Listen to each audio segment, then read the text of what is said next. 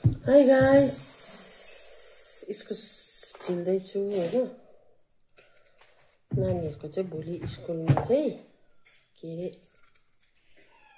सब्जीको मोमो ल्याउनु भनेको रहेछ। त्यसै कारणले गर्दा चाहिँ फेरि इस्कुस र न्युटेलाको मोमो बनाइदिनु भनेको थियो।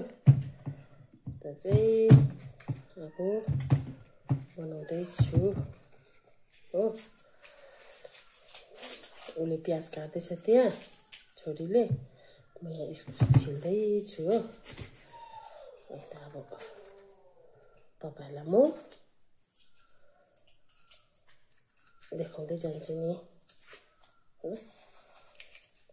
कस्तो हुन्छ। तपाईहरुलाई म देखाउँदै जान्छु है।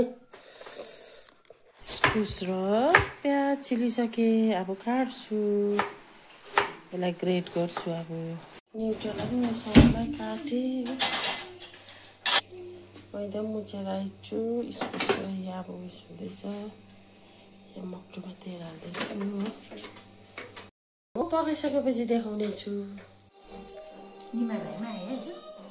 आउनु भयो?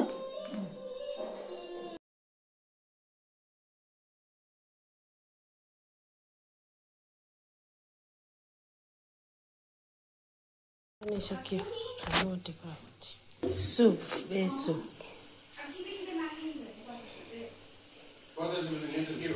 गुड नाइट सबैजनालाई है। अब खानापिना पनि भयो।